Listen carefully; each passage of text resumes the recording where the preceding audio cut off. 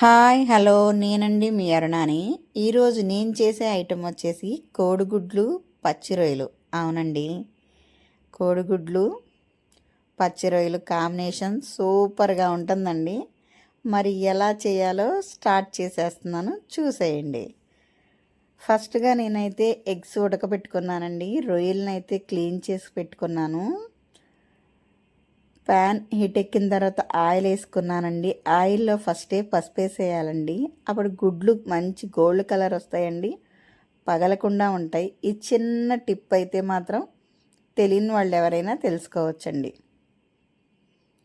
ఇలా eggs fry చేసుకున్న తర్వాత ఆయిల్లో నుంచి తీసైతే పక్కన పెట్టేశానండి. చూడండి, మంచి కలర్గా గోల్డ్ కలర్లో చక్కగా పేలకుండా అతుక్కుపోకుండా ఉంటాయండి మనం పసుపు వేయడం వలన. ఎగ్స్ అయితే తీసి పక్కన పెట్టేసుకున్నానండి. అదే ఆయిల్లో పచ్చి రొయ్యలు, శుభ్రం చేసుకున్న పచ్చి రొయ్యలని కూడా వేసేసుకున్నానండి. అవి కూడా ఏగిపోయినాక తీసి పక్కన పెట్టుకున్నాను. ముందుగానే కరివేపాకు, ఉల్లిపాయ, పచ్చిమిరపకాయ అయితే కట్ చేసి పెట్టుకున్నానండి. ఉల్లిపాయ, పచ్చిమిరపకాయ ఏగేటప్పుడు ఆల్రెడీ మనం పసుపు వేసేసుకున్నాం కదండి, అందుకని కలర్ కూడా మనకి పసుపు కలర్ కనిపిస్తుంది. నేనైతే 4 టమాటాలని మిక్సీ పట్టేశానండి. ఆ పేస్ట్ కూడా వేసేసుకొని పచ్చి వాసన పోయే వరకు, ఎందుకంటే డైరెక్ట్గా మనం తీసుకుంది పచ్చివి కదండి, టమాటాలు అంటే ఉడకపెట్టినవి కాదు కాబట్టి పచ్చి వాసన అంతా పోయే వరకు అందులో నుంచి వచ్చే వాటర్ మొత్తం ఇంకిపోయేలాగా మంట అయితే లో ఫ్లేమ్లో పెట్టుకొని ఉంచుకోవాలండి. చూడండి, ఏగిపోయిందండి, చక్కగా ఫ్రై అయిపోయింది. ఉల్లిపాయలు, పచ్చిమిరపకాయలు, మనం వేసిన టమాటా పేస్ట్ చక్కగా ఏగిపోయాయండి.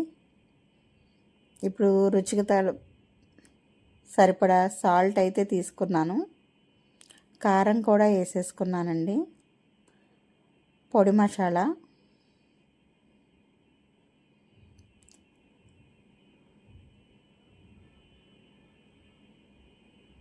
ధనియాల పొడి, ఇవన్నీ కూడా వేసుకొని చక్కగా కలిపేసుకున్నానండి. ఇలా కలుపుకున్న తర్వాత ముందుగా మనం ఉడకపెట్టుకున్న ఎగ్స్, అలాగే ఫ్రాన్స్ కూడా వేసేసుకొని కలిపేసుకున్నానండి. చక్కగా కలిసిపోయిన తర్వాత ఇప్పుడు కాస్త వాటర్ అయితే తీసుకున్నానండి. వాటర్ని కూడా యాడ్ చేసేసాను. అంతేనండి.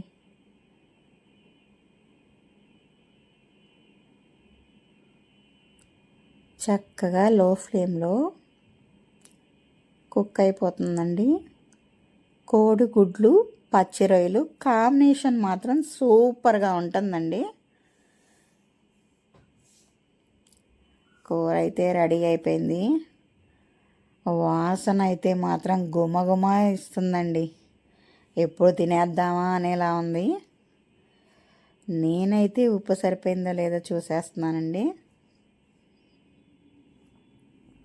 కాలిపోతుంది.